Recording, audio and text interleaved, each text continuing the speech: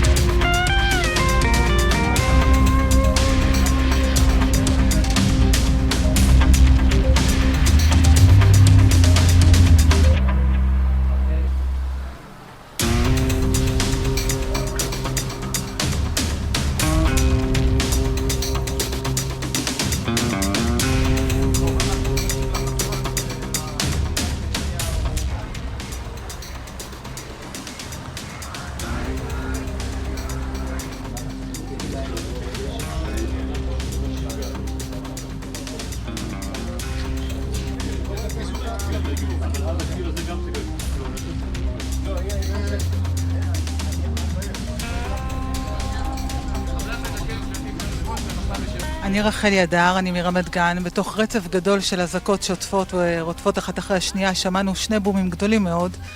היה לנו נפילות בתוך הרחוב, נזקים ברכוש בעיקר, אבל אנחנו בסדר, וזה מה שחשוב. אנחנו וכל השכנים וכולנו היינו במקלטים ושמרנו על עצמנו והכל טוב. נהיה חזקים.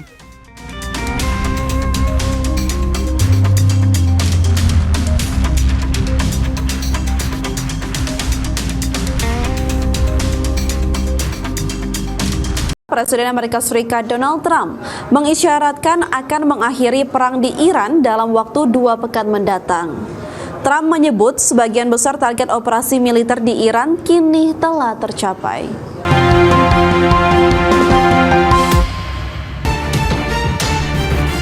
Presiden Amerika Serikat Donald Trump memprediksi Amerika Serikat akan mengakhiri perang melawan Iran dalam waktu 2 hingga 3 minggu ke depan.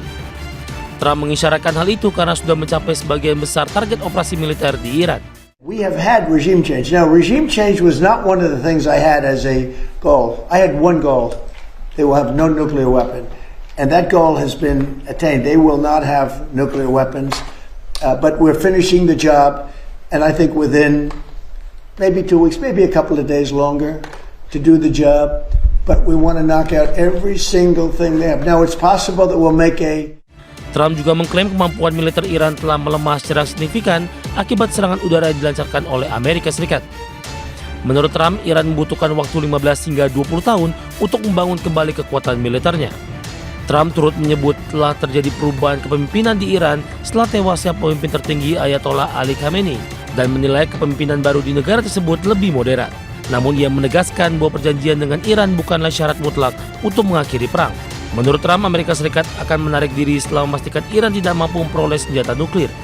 Trump bahkan mengklaim bahwa rezim yang berkuasa saat ini lebih baik dibandingkan kepemimpinan sebelum perang. Berbagai sumber dari Exchange.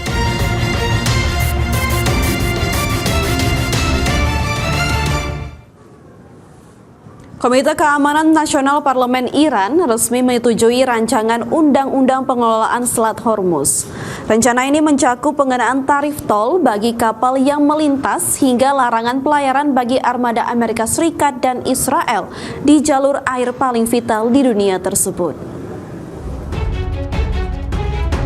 Komite Keamanan Nasional Parlemen Iran resmi menyetujui rancangan Undang-Undang Pengelolaan Selat Hormuz. Komite Keamanan Nasional Iran menyepakati aturan baru yang mewajibkan kapal-kapal internasional membayar tarif tol dalam mata uang rial saat melewati Selat Hormuz.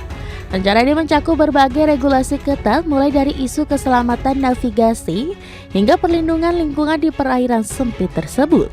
Langkah ini dinilai sebagai upaya Teheran untuk memperkuat kontrol kedaulatan di tengah meningkatnya ketegangan geopolitik global pada 2026 ini. Salah satu poin krusial dalam rancangan tersebut adalah larangan total pelayaran bagi kapal-kapal milik Amerika Serikat dan Israel. Selain itu, pembatasan juga akan diberlakukan bagi negara-negara yang berpartisipasi dalam sanksi sepihak terhadap Iran. Sejak pecahnya perang dengan Amerika Serikat dan Israel pada akhir bulan lalu, Teheran telah melakukan blokade dan hanya mengizinkan segelintir kapal untuk melintasi jalur yang menjadi urat nadi bagi 20% pengiriman minyak mentah dunia tersebut. Meski telah disetujui di tingkat komite, rencana ini masih harus melewati beberapa tahapan legislasi sebelum resmi menjadi undang-undang. Rancangan tersebut memerlukan pemungutan suara di sidang pleno, peninjauan oleh Dewan Penjaga, serta tanda tangan dari Presiden Iran. Jika disahkan, langkah ini diprediksi akan semakin mengguncang pasar energi dan perdagangan pupuk global, mengingat sepertiga ekspor pupuk dunia bergantung pada akses bebas di Selat Hormuz. Berbagai sumber, IDX Channel.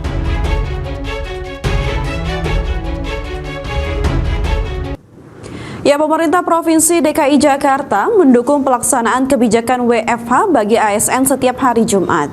Gubernur DKI Jakarta Pramono Anung menegaskan akan menindak tegas aparatur sipil negara yang menyalahgunakan kebijakan WFH setiap hari Jumat. Sanksi yang akan diberikan berupa pembinaan terhadap ASN yang melanggar ketentuan tersebut. Pramono menyebut sesuai surat keputusan WFH yang dikeluarkan pemerintah pusat, kebijakan baru ini tidak diberlakukan untuk seluruh ASN. Pegawai yang bekerja pada sektor pelayanan publik tetap pergi ke kantor saat hari WFH. Pemprov DKI Jakarta akan mengatur proporsi WFH dalam rentang 25 hingga 50% untuk pegawai yang bersifat administratif. Yang kedua, berkaitan dengan work from home yang sudah diputuskan oleh pemerintah pusat setiap hari Jumat, maka pemerintah DKI Jakarta akan mengikuti itu. Sehingga demikian nanti ada 2 hari yang ada pengaturan khusus. Setiap hari Rabu tetap untuk transportasi umum dijalankan. Sedangkan hari Jumat kita akan menerapkan work from home. Mengenai work from cafe atau manapun, kalau itu terjadi maka pasti akan ada sanksi tindakan yang tegas untuk itu. Kementerian Ketenagakerjaan menghimbau para pemimpin perusahaan swasta, BUMN dan BUMD untuk menerapkan kegiatan work from home kepada pekerja selama 1 hari dalam seminggu. Pelaksanaan WFH akan diterapkan sesuai ketentuan perusahaan dan tidak mempengaruhi gaji dan hak cuti tahunan pekerja.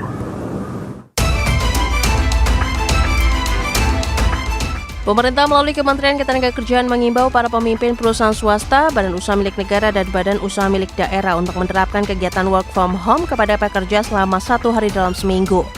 Menteri Ketenagakerjaan Yasirli menegaskan pelaksanaan WFH diterapkan sesuai ketentuan perusahaan, baik terkait ketentuan upah, gaji, dan hak-hak lainnya. Pelaksanaan WFH juga dipastikan tidak akan mengurangi jatah cuti tahunan berjalan.